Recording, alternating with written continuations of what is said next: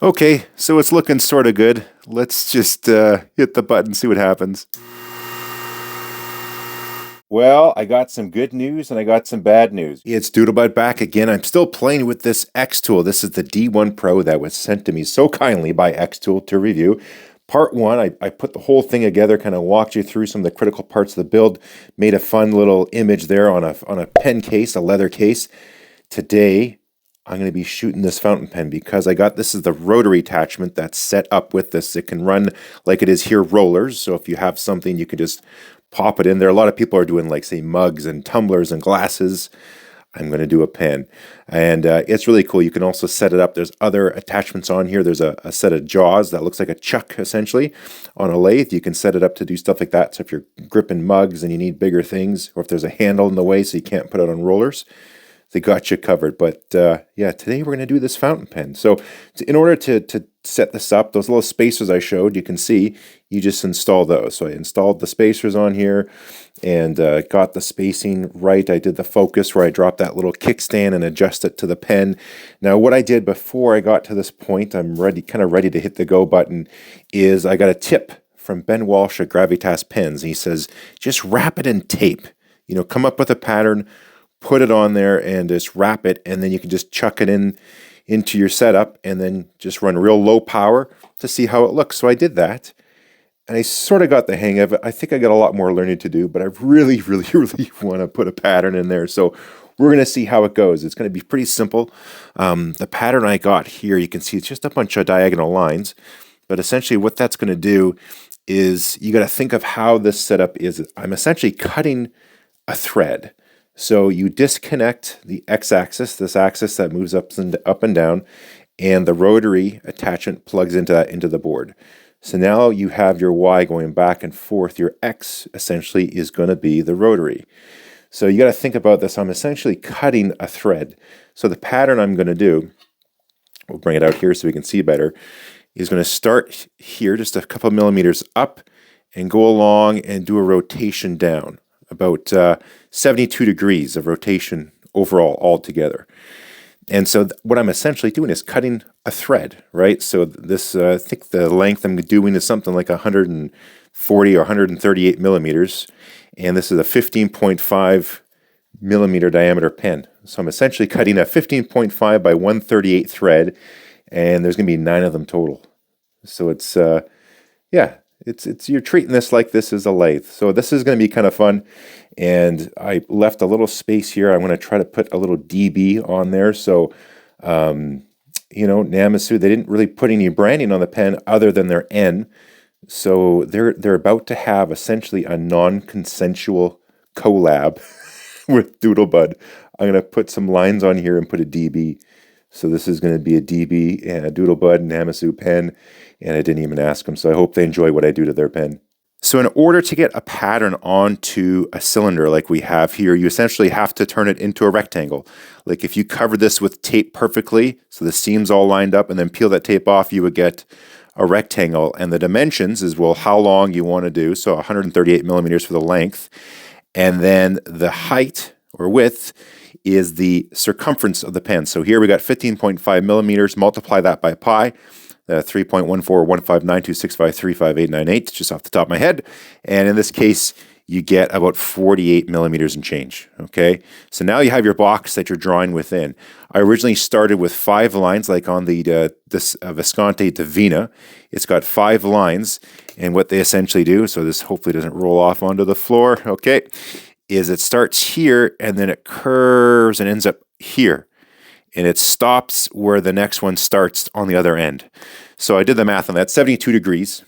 And essentially what you have to do is convert the length of an arc. So here I've increased it. I put ones in between, so I got 9 lines, but just forget this line in the middle for a second. So you got 72 degrees between each line on here. That's the spacing. So you just have to convert that. So we have to figure out the length of that arc. I'll put the math in the bottom. It's pretty easy math, but essentially you got the angle, you got your circumference, you figure out what this arc length is, and so that's now the spacing between all those. And I laid it out with tape. It just looked a little bit unfancy, so I put extra ones in between, so I added 4 more lines, added my logo, We got the engrave button. Let's set this up here. So we got roller, cylindrical. Am I connected? Yeah, okay. And, oh, I got to select all my stuff. Let me do that. Here we go. Control A. Hold on. Where are you? There we go. Everything's selected. I'm going to crank the power to max. And that's 20 watts. And we'll do 10 millimeters per second. I'll hit process down here. And it's going to chug along here for a moment. And then I'll frame it up and see if it's going to work. Okay, 204 minutes. It's estimating. That looks kind of weird, all those dots. Let me go back and play with my settings. So I changed it to score. Now we're down to 1 minute. That's what it was doing on the test pieces. I might have to come back afterwards, separately select the logo and hit engrave. So let's show you how we frame it up here.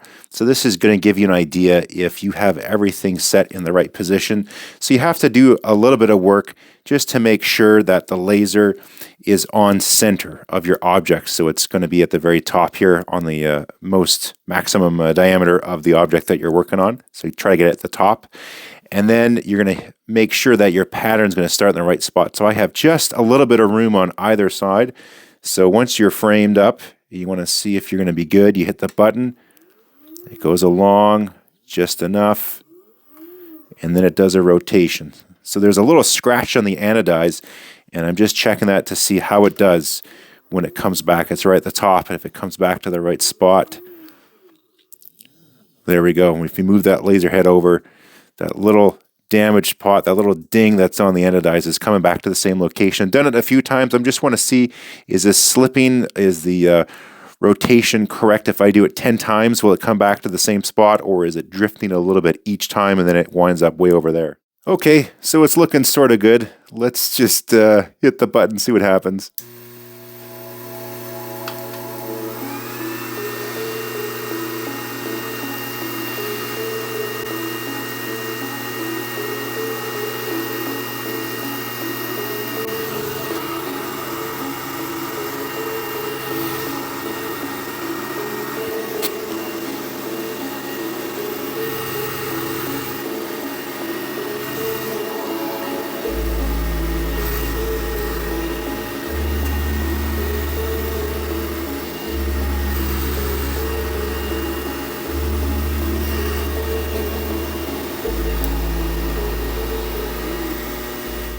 Okay, that was a couple minutes.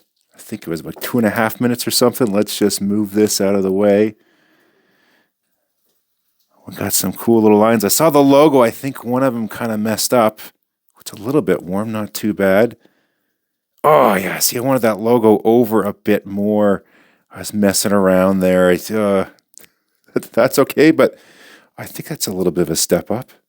Let's get you inside in some focus and also some heat because it's damn cold out here. Well, I got some good news and I got some bad news. Good news is we got lines on the pen. So that's cool. The pattern lines up. So it starts at the top, turns and swirls, and it stops underneath where the next one would start. And the focus is still terrible. That's no news. That's same old, same old. Okay, the logo, that's screwed up. Yep, that's kind of bad news. I can kind of live with that. But my quick last minute assumption, I totally screwed up. I didn't check my math at all, I assumed, which is usually the most common source of error. I'll show you what happened here, and I'll go into the software and show you that, but it's just a really stupid oversight. But anyway, so I'm missing a line, or these should have been spaced differently is really what it comes down to. But overall, the effect is cool. The pen looks cooler now, no doubt. Check this. You uncap the pen. All right, do your thing. You write with it, put it back on. All the lines line up perfectly. So that's a win. That worked out quite well. Pen's a little bit cooler, a little bit neater. I think the next thing I want to try is the section because it does have that little texturing to it, but it's too much of a micro texture. You need a little bit better grip, especially with the step down that's here. More grip would be better. But overall, I was so excited to push the button and see what the laser would do. That's all. I was like a kid, just too excited. And so I made a last minute change, didn't think, hit the button. And, you can't be surprised, you get what you get. But for a first attempt, that's okay. you know, I did this the first time I was playing around with this xTool. I think that's really cool. For me, let me give you a little insight into how I think. So whenever I look at something, a fountain pen or a laser engraving tool, I sort of approach everything as this, as the bell curve, okay? And so the stuff I'm typically not too interested in is all this stuff here. What happens in the middle, all the ordinary, regular stuff. So for the xTool, yes, you can engrave cups. You can make some Christmas ornaments as well. You can do a cutting board, all right? All those things kind of fall in under the normal. With this thing, I want to learn this part of the curve, way out here. Essentially, what makes this thing break and where does it explode? That's sort of an engineering what you got to think about. If you're designing something, what are the limits? Even if you have an equation, when does it go to zero and when do you divide by zero? You got to think of those scenarios. So for me, I don't want to break this thing. I guess, what could you do to make it terrible? But sort of out here, I want to figure out other stuff that you could do with this tool that maybe hasn't been done before or someone hasn't thought of. So yeah, I did my engraving, my customization there on my pen case, but I want to start doing some cool patterns on pens. I had some really cool patterns lined up, but again, it's just software limitations. I'm going to have to level up and get the full version of Fusion 360 to do what I want to do. But let me show you how I screwed up this pattern. So if you're looking into doing something like this, just sort of what you have to think about on a fountain pen. So this is what the pattern looks like to get this on the pen. Where I screwed up, I started off, I had 5 lines, like on a Visconti Divina to get the same effect. But then I was mentally thinking about what this pen would look like when I'm done. I thought 5 lines would just be too few. Let's add a few more in. So quickly and coldly, I added in 4 lines in between the other 5. And then I just assumed it would just fit in between. We have extra lines. That was the bad one. What I had to do was redo my math. So because there was 5, these were all 72 degrees apart. Then I put extra ones in the middle.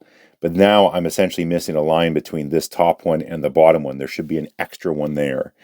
But I'll explain to you essentially what you're doing here in a moment on paper.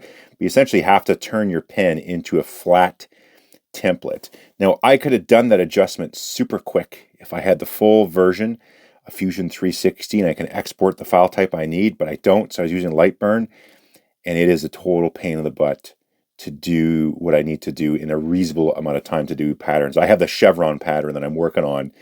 I wanted to do the whole pen like that, but it was so time consuming just to do the top half. I'm like, oh my God. And then I realized I would have to taper the pattern at the end to make it perfect. And that's where the software, I realized it won't do it to the degree of precision I want. So I went to the lines real quick, added in some more. What I needed to do is do the math. And whether I go from 5 to 9 or 5 to 10, I just have to divide 360 by the number of lines and either be 40 degrees or 36 degrees apart. And I didn't do that on here. So that's why I have the gap. Simple math and oversight. The logo I'm still a little bit confused on. I think it has to do with placement and then rotation.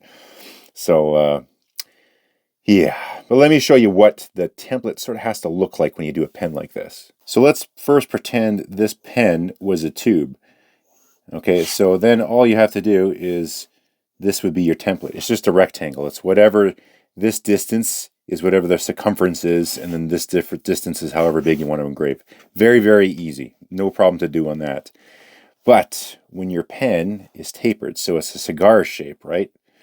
So your template is essentially going to look something like this.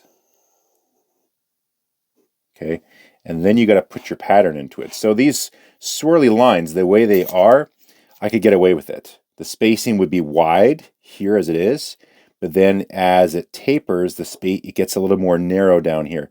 That's totally fine. With this pattern, you could get away with that. But for a more complex one, like a chevron pattern that I'm working on, and a chevron is really just, it's kind of like these things, and you just put them together, and you know, there's all sorts of different ways you can do it, but it was going to sort of be like this. I did the pattern. You have to do it the whole way along the pen, but then what you have to do is as you get to these ends, you're going to have to sort of skew your pattern in. So that's where I thought this is going to take way too long on the software I have. Let's just do the swirls. And I just didn't think ahead of time, but that's okay. I got some more materials on order, and I can do this on titanium. So that's the one thing with that titanium pen with anodizing. I have to strip it down and then re-anodize. That's like a lot of work. With titanium, I could etch this coating off and then, re-anodize it, which is very, very simple to do, and then start planing in with patterns. So that is one of the materials I'm going to be playing with to see what I can do with titanium. So a huge thanks again goes out to xTool for hooking me up with this xTool D1 Pro and playing around with this cool rotary setup. Now, again, I'll do some other stuff where I show the chuck attachment and other things, but I thought this would work out well for pens. If I put in the chuck, I got to check the runout. I don't have a dial gauge indicator to check the runout, so I thought putting the pen in here will sort of average out the error. I don't know if that's a good idea or not, or my assumption is correct, but I'm going to be playing more with this as well. If you want to learn more about these, how to pick one up, there's some links down below there. There's some sales. There's one, by the time you see this video, I think it's over. There's a Boxing Day sale, big sale going on. So use the links below, see what they got going on. And if this is something, maybe it's this application or something else, check out their site. I've been thoroughly impressed with this, and I'm looking forward to see what else I can do and sort of the limits of this system and what I can do, as just a hobbyist here at home. Next up, it's going to be the section, I think. I want to put some more texture into this, and this is cool because here it's just a straight taper. It doesn't really have much of a curve to it. So when I put it in the machine, I can just angle it up a little bit, get it level, and then put the pattern in here. So I'm going to play around with ideas, what type of pattern to come up with on there, and see if I can sort of make up for my mistake. Maybe do I try to put that one extra line in, line it up perfectly and etch in that one extra missing line? Do you think I could do it? I don't know. Anyways, we'll leave it there. For now, I think I'll put this pen here in the little daily carry case along with some others. And, oh wait, you want to see a sneak peek? So this pen here, this was sent to me by Zizo. Got a review coming up. They sent me two. And so been carrying this one around here for a week or so. Writes like a dream. So keep an eye out for that upcoming review. But as always, you got lots of fun stuff to do. And hey, thanks for watching. Hit subscribe if you haven't. It'd be nice, and we'll catch you next time.